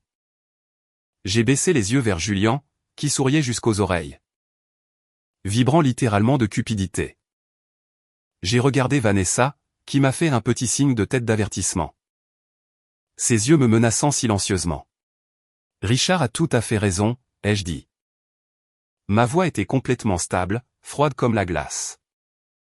Et elle a résonné comme un coup de feu dans la salle massive. Ce soir, il s'agit absolument d'héritage. Il s'agit de vérité et il s'agit de voir exactement à quel genre de personne on a affaire quand les portes sont enfin closes et que l'argent est sur la table. J'ai déplacé mon regard directement sur Julian. Son sourire arrogant a légèrement vacillé, ses sourcils se fronçant de confusion. Julian, ai-je continué, ma voix s'amplifiant. Tu as exigé mon entreprise. Tu as dit à toute cette famille que mes 8 années de sang, de sueur et de larmes n'étaient rien de plus que le gros du travail. Tu as activement planifié de renvoyer mon personnel fidèle. Les personnes qui ont construit cet endroit. Tu as planifié de réduire la qualité de ma nourriture, d'acheter des ordures bon marché et de vider complètement l'âme de mon restaurant. Et tu as exigé. Sans ciller, que je te cède tout cela comme un cadeau gratuit. Un murmure sourd et inconfortable s'est rapidement propagé dans la foule massive. Les invités bougeaient nerveusement sur leur siège. Ce n'était absolument pas le toast de mariage standard, joyeux et plein d'autodérision auquel ils s'attendaient. Richard a fait un pas soudain et agressif vers moi, son visage devenant d'une teinte cramoisie dangereuse. Harrison, qu'est-ce que tu fabriques, bon sang? Tient-on nos scripts? Arrête ça tout de suite. Je l'ai complètement ignoré. J'ai levé ma main gauche haut dans les airs et j'ai fait signe à la cabine audiovisuelle tout au fond de la pièce. Mais je ne te donne pas Iron and Oak, Julian, ai-je dit, ma voix baissant d'une octave, résonnant avec une autorité absolue et indéniable par-dessus les murmures. En fait, depuis hier matin, mon avocate a finalisé les documents. Iron and Oak a été officiellement placé dans une fiducie d'entreprise irrévocable. J'en suis le seul fiduciaire. Il ne peut pas être vendu. Il ne peut pas être transféré et il ne peut absolument pas être utilisé comme garantie pour obtenir de l'argent par qui que ce soit. Pas par moi, pas par ma femme, et certainement pas par toi. Vanessa a bondi de sa chaise si vite qu'elle a renversé son verre de vin. Il s'est fracassé sur le sol. Son visage a perdu toutes ses couleurs, devenant d'un blanc maladif. Harrison, ferme ta bouche et arrête ça tout de suite. Parce que je sais exactement pourquoi tu le veux, Julian, ai-je insisté? Ma voix s'élevant puissamment au-dessus de la panique croissante à la table familiale. Je sais tout sur les 300 000 $ de dettes de jeu. Je connais tes comptes offshore cachés. Je suis au courant des usuriers violents qui menacent activement de te briser les jambes. Et je sais que tes riches parents et ma propre femme ont activement conspiré pour voler mon entreprise juste pour rembourser tes créanciers criminels. La salle entière a explosé en véritable halètement d'horreur, un chaos absolu, total et choqué. Martha a poussé un cri théâtral aigu et s'est effondrée lourdement sur sa chaise ensérancée. Perle. Richard s'est précipité violemment vers le microphone, mais j'ai reculé rapidement, le tenant hors de sa portée. Allumez les écrans, ai-je crié directement à la cabine audiovisuelle. Derrière moi sur la scène, l'immense écran de projection de 20 pieds a violemment pris vie. La douce musique classique d'ambiance qui jouait en fond a été instantanément coupée, remplacée par l'audio cristallin et en haute définition de Julian donnant de violents coups de pied dans mon lourd coffre-fort au sol en acier. Les images de sécurité en résolution 4K ont inondé la pièce sombre d'une lumière éclatante. 400 invités horrifiés sont restés assis dans un silence de mort alors qu'ils regardaient le marié, vêtu d'un sweat à capuche sombre et en sueur, s'introduire par effraction dans mon restaurant au beau milieu de la nuit. L'audio était irréprochable. Ils l'ont entendu jurer sauvagement. Ils l'ont regardé essayer de deviner, désespérément et pathétiquement, la combinaison du coffre-fort. Ils l'ont regardé pirater mon terminal informatique, essayant frénétiquement de voler mes numéros d'acheminement bancaire pour virer illégalement de l'argent à ses usuriers. Julian se tenait figé à la table d'honneur. Son visage était cendré, ses yeux écarquillés par une terreur absolue, primaire et indéniable. Il ressemblait à un cerf pris dans les phares d'un énorme train de marchandises. Il n'y avait pas d'échappatoire. Il ne pouvait pas s'en sortir en mentant. Éteignez ça. A beugler Richard à plein poumon, le visage violet de rage absolue, agitant frénétiquement les bras vers la cabine audiovisuelle à l'arrière. Éteignez ces ordures immédiatement. C'est une affaire de famille privée. C'est un mensonge fabriqué. C'est un mensonge en résolution 4K avec un horodatage numérique vérifié, Richard? Ai-je riposté dans le microphone, ma voix dominant la pièce. Puis Fiona s'est levée. La mariée, se tenant droite dans sa magnifique robe blanche sur mesure, a calmement pris son propre microphone sur la table d'honneur. Ses mains ne tremblaient plus. Elle semblait complètement résolue. Ce n'est pas un mensonge, la voix de Fiona a résonné clairement dans la salle immense, faisant taire instantanément les murmures frénétiques de la foule. Elle a regardé Julian avec un regard de dégoût total et profond. C'est un fraudeur absolu. C'est un toxicomane du jeu sévère. C'est un voleur et c'est un lâche. J'ai trouvé ses registres de dettes cachées. J'ai trouvé les menaces violentes des usuriers. Je n'épouse absolument pas un homme qui détruirait la vie entière d'une personne innocente juste pour sauver sa propre peau pathétique. Elle a baissé la main vers sa main gauche. Elle a retiré l'énorme et coûteuse bague de fiançailles en diamant de son doigt et l'a jetée de toutes ses forces. Le diamant a rebondi violemment sur la poitrine de Julian et a cliqueté bruyamment sur la piste de danse en bois dur poli. Le mariage est officiellement annulé, a annoncé Fiona, laissant tomber le microphone sur la table avec un bruit sourd. Julian a complètement craqué. L'humiliation publique, l'exposition indéniable. La destruction absolue et totale de son image immaculée de garçon en or ont brisé son esprit. Il s'est éloigné de la table et a couru vers la scène en hurlant mon nom. Les poings serrés dans une rage aveugle. Tu as ruiné ma vie. Je vais te tuer, Harrison. Je vais tout te prendre. Mais avant même que son pied ne touche la première marche en bois de la scène, les lourdes doubles portes en chêne tout au fond de la salle de réception se sont ouvertes à la volée avec un fracas assourdissant. L'officier Bennett, un policier vétéran qui fréquentait mon restaurant, accompagné de 3 autres policiers en uniforme lourdement armés, a marché agressivement dans la pièce. Leur radio de police grésillait bruyamment dans le silence de mort soudain de la salle. Julian Richard, a dit l'officier Bennett d'une voix forte, la main reposant nonchalamment mais fermement sur sa ceinture d'équipement alors qu'il s'approchait de la scène. Nous avons un mandat d'arrêt signé et actif contre vous pour introduction par effraction qualifiée. Tentative de cambriolage commercial et espionnage industriel. Retournez-vous immédiatement et mettez vos mains dans le dos. La foule aisée s'est écartée comme la mer Rouge. Personne n'a osé essayer de les arrêter, pas même Richard, qui se tenait figé sous le choc. Julian sanglotait ouvertement maintenant, une épave pathétique, pleurnicharde et brisée, suppliant son père de faire quelque chose, n'importe quoi. Alors que les menottes froides en acier se refermaient étroitement et bruyamment autour de ses poignets, l'officier Bennett lui a lu ses droits Miranda d'une voix ennuyée et autoritaire. Et les 4 officiers ont traîné le marié hors de sa propre somptueuse réception de mariage, le faisant défiler juste devant l'imposant gâteau de mariage à 5 étages, intact. J'ai lentement baissé le microphone. J'ai regardé Vanessa. Elle se tenait complètement figée à la table, ses mains couvrant sa bouche de pure horreur. Du mascara noir épais et des larmes coulant rapidement sur son visage. Sa vie parfaite, méticuleusement planifiée, avait été complètement anéantie en moins de 5 minutes. Je suis descendu calmement les marches de la scène. J'ai glissé la main dans la veste de mon costume sur mesure. J'ai sorti une épaisse et lourde enveloppe en papier manie et je l'ai laissée tomber directement sur son assiette, juste à côté de son filet mignon coûteux à moitié mangé. Ce sont les papiers définitifs du divorce, ai-je dit. Ma voix complètement vide de toute colère ou émotion. Sylvia les a déjà déposés au tribunal.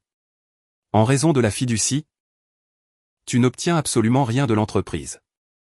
Ne m'appelle jamais et ne t'approche plus jamais d'eux. Mon restaurant. J'ai tourné le dos à la famille qui hurlait, à la mère qui pleurait de façon hystérique et aux centaines d'invités complètement sous le choc. J'ai marché lentement et calmement dans l'allée centrale.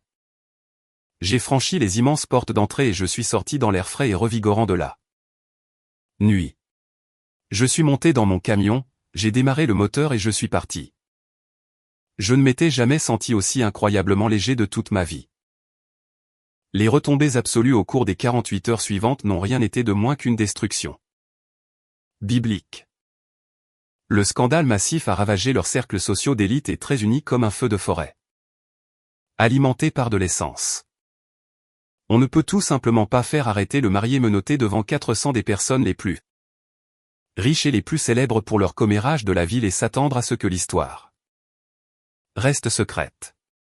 Le dimanche matin, les journaux locaux et les blogs en ligne avaient repris le rapport de police officiel. La photo d'identité judiciaire humiliante de Julian, avec son visage taché de larmes, ses yeux rouges et son smoking ruiné et défait. était placardé en première page du site d'information locale sous le gros titre en gras. Le marié de la haute société arrêté à l'hôtel pour vol d'entreprise. Le lundi matin, juste après le non-mariage, je suis entré dans Iron & Oak à 5 heures du matin. L'air sentait le café fort et frais, le bois de Carrier brûlant et la liberté absolue. Le soleil brillait à travers les fenêtres de devant. J'avais l'impression d'avoir enfin excisé une énorme tumeur étouffante de mon cerveau. Je n'avais plus à regarder par-dessus mon épaule. Je n'avais plus à faire semblant. Ma toute première priorité ce matin-là a été de faire le grand ménage et de couper les derniers liens infectés avec Julien. J'ai pris le téléphone du bureau et j'ai appelé Dominique. Le fournisseur louche de viande de basse qualité que Julien s'était vanté agressivement de vouloir faire venir pour réduire les coûts. Je ne lui ai pas donné le préavis professionnel d'1 mois. Je n'ai pas négocié son contrat. Je lui ai dit catégoriquement que ses services étaient résiliés avec effet immédiat.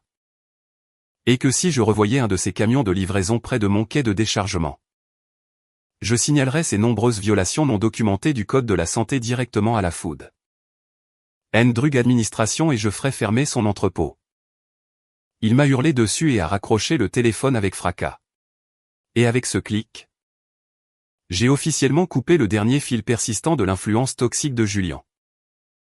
À exactement midi, juste au moment où l'affluence du déjeuner commençait, la lourde porte vitrée avant du restaurant s'est lentement ouverte. Vanessa est entrée. Si je ne l'avais pas connue, je ne l'aurais pas reconnue. Elle avait l'air entièrement, complètement et totalement détruite. La femme immaculée, arrogante et parfaitement manucurée dans le manteau de créateur couleur crème avait complètement disparu. Elle portait un pantalon de survêtement gris amplé et un pull trop grand et taché. Ses cheveux n'étaient pas lavés, emmêlés et tirés en un chignon désordonné et désespéré. Ses yeux étaient gonflés, presque complètement fermés après 3 jours consécutifs de pleurs. Le sentiment absolu et impénétrable que tout lui était dû, qui avait alimenté toute son existence, s'était évaporé dans les airs, ne laissant derrière lui rien d'autre qu'une coquille vide. Terrifiée et désespérée, elle s'est lentement avancée jusqu'au comptoir avant où je me tenais, examinant les feuilles de livraison de l'inventaire hebdomadaire avec Valérie. Harrison, a-t-elle chuchoté, la voix se brisant tellement qu'elle ressemblait à du papier de verre grinçant. S'il te plaît, s'il te plaît. Je t'en supplie. Nous devons parler en privé. Tu dois appeler la police. Tu dois abandonner les poursuites pénales contre Julien. Il risque vraiment une lourde peine de prison. Le juge lui a complètement refusé la caution ce matin parce qu'il est considéré comme présentant un risque de fuite massif avec ses dettes impayées envers le syndicat. Je n'ai même pas pris la peine de lever les yeux de mon presse-papier. J'ai gardé les yeux fixés sur les chiffres. Je n'ai pas à faire la moindre chose. Vanessa.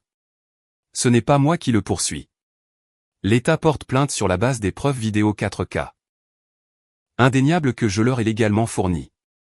Il a enfreint la loi. Il a commis un crime. Il fait face aux conséquences de ses propres actes. Elle a commencé à sangloter bruyamment, sans se soucier du fait que les clients commençaient à la dévisager. Elle s'est appuyée lourdement contre le comptoir en bois poli, les jambes tremblantes. Tu ne comprends pas ce qui se passe. Les usuriers. Ils n'attendent plus. Ils s'en prennent à mes parents en ce moment même. Julien a utilisé l'adresse de leur maison comme garantie pour son dernier prêt massif. Harrison. Mes parents sont complètement ruinés. J'ai enfin posé le stylo et je les regardais, mon visage dénué de toute sympathie. Richard et Martha ont des millions de dollars d'actifs. Laisse-les rembourser les usuriers de leur poche et engager à Julien le meilleur avocat de la défense que l'argent puisse acheter. Ce n'est absolument pas mon problème. Vanessa a laissé échapper un rire étranglé, hystérique et brisé qui a résonné étrangement dans le restaurant. Ils n'ont pas des millions, Harrison. C'est ce que j'ai essayé de te dire tout ce temps. Et juste là, debout au milieu de mon restaurant de barbecue, le rebondissement final. Le plus pathétique et le plus époustouflant de toute leur mascarade de plusieurs décennies m'a enfin été révélé. À travers des sanglots lourds et hyperventilés. Vanessa a avoué que la richesse massive de ses parents n'était rien d'autre qu'un fragile. Terrifiant château de cartes entièrement construit sur des dettes massives. Des actifs à effet de levier et des mensonges constants. Il y a 2 ans. Pour rembourser discrètement les précédentes dettes de jeu légèrement plus petites de Julian et pour lui acheter cette ridicule Porsche à 100 000 $ juste pour sauver les apparences sociales au club privé. Richard et Martha avaient secrètement contracté une deuxième hypothèque massive et paralysante sur leur vaste domaine. Mais ça ne s'est pas arrêté là. Ils avaient complètement liquidé leur compte de retraite. Ils avaient agressivement vidé les anciens fonds d'études de Vanessa qu'elle pensait assurer son avenir. Ils vivaient littéralement d'un mois à l'autre, survivant grâce à des lignes de crédit massives à taux d'intérêt élevés juste pour maintenir leur adhésion exclusive au club privé et projeter l'illusion absolue d'un statut de haute société à l'heure. Ami snob. Lorsque Julian a accumulé de manière imprudente la nouvelle dette de 300 000 $ envers de violents criminels de la pègre, la famille n'avait absolument plus aucune option. Les banques ne leur donneraient pas un centime de plus. Ils étaient à sec. Face à la saisie imminente de leur maison et à la menace de violences physiques graves contre Julian. Ils ont formulé le plan désespéré de voler Iron and Oak. Mon restaurant était le seul actif légitime, dont les flux de trésorerie étaient positifs et très rentables. N'importe où dans leur orbite immédiate. Ils ne voulaient pas que Julian soit un homme d'affaires. Ils devaient voler l'œuvre de ma vie.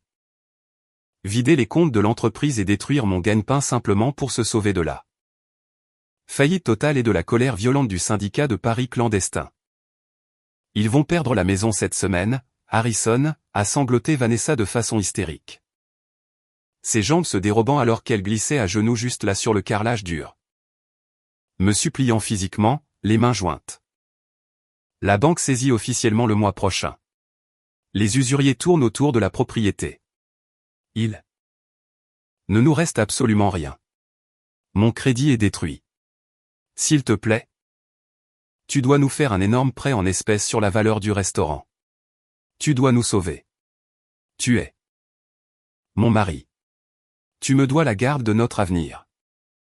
Je ai regardé la femme pathétique agenouillée sur le sol. La femme qui avait comploté avec joie et de son plein gré pour me dépouiller de tout ce que j'avais construit.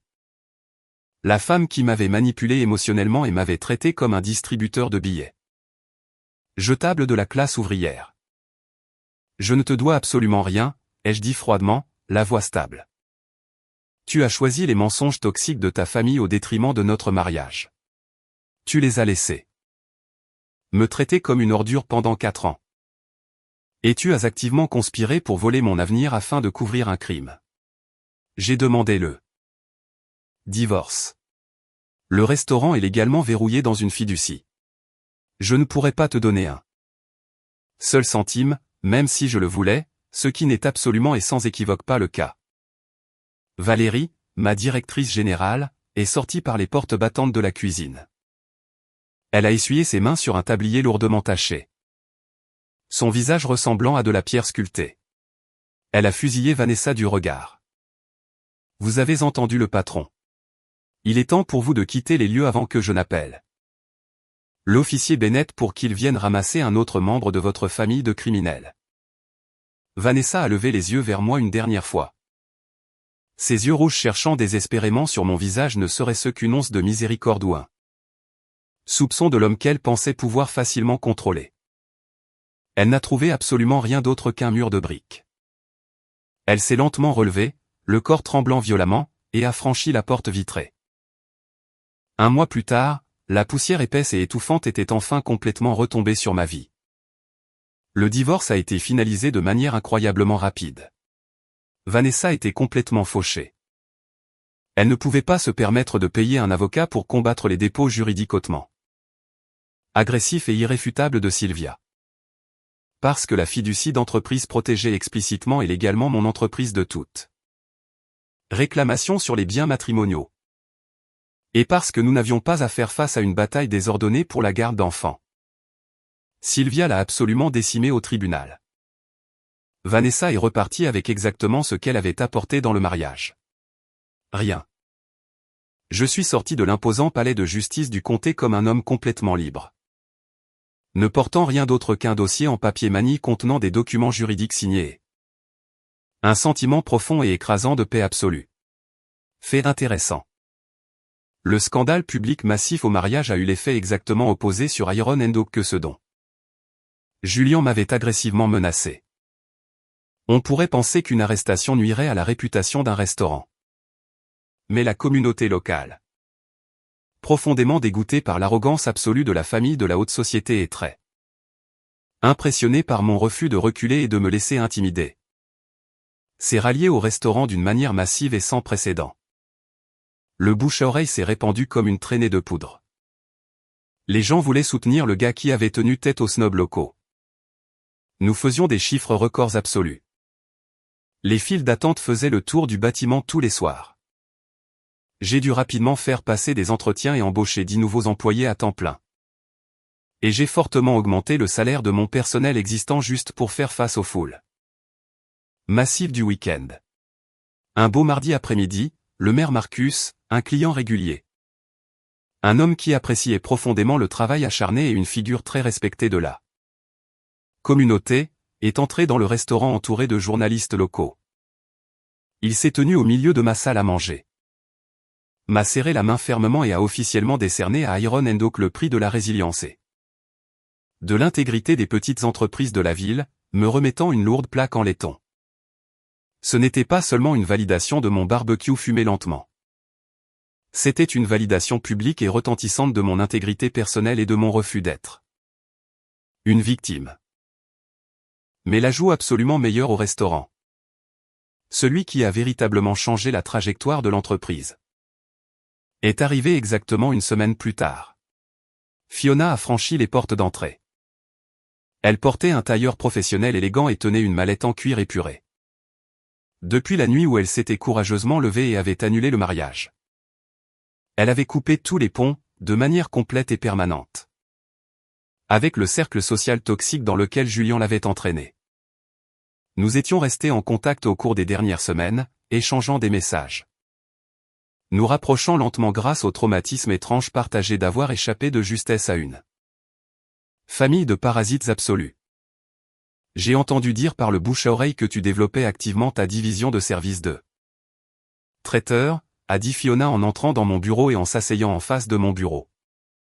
J'ai une maîtrise en gestion financière d'entreprise. Je sais comment gérer des registres complexes.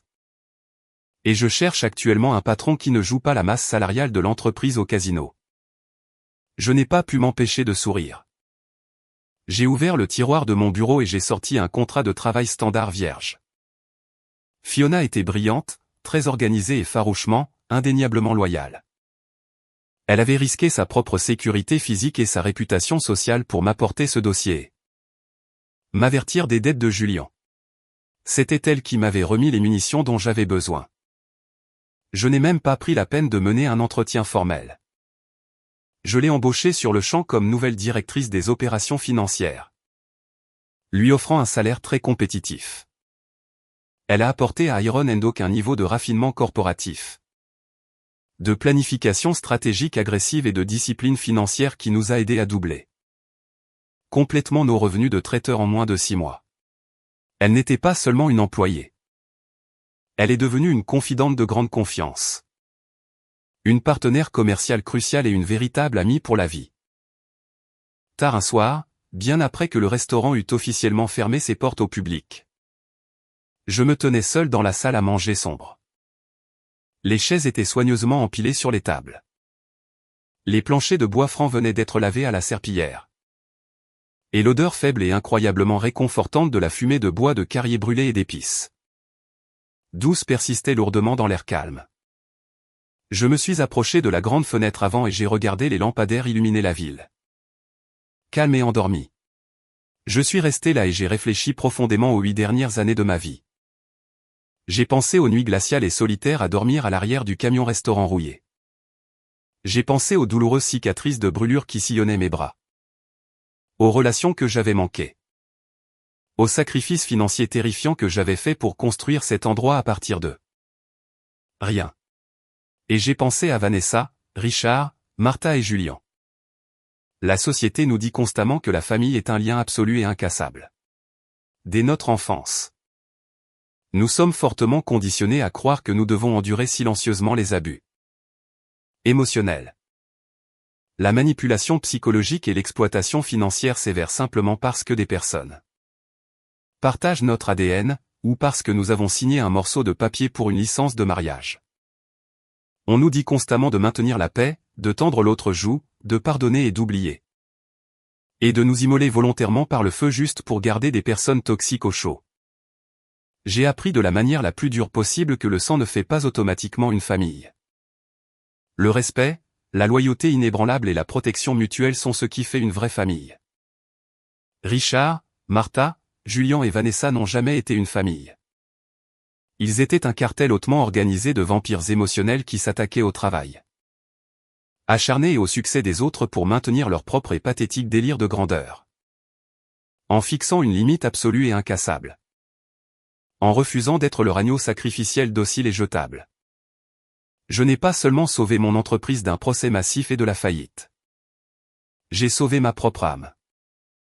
J'ai appris que l'on ne peut absolument pas négocier avec un sentiment absolu de droit. On ne peut pas aimer quelqu'un au point de le forcer à nous respecter. La seule façon de traiter efficacement avec des personnes qui considèrent votre vie, votre argent et votre travail acharné comme leur propre propriété personnelle est de construire une forteresse massive. De verrouiller les lourdes portes en fer et de les laisser mourir de faim dehors dans le froid. Aujourd'hui, Iron & Oak est bien plus qu'un simple restaurant à succès. C'est un témoignage vivant de survie et de limites.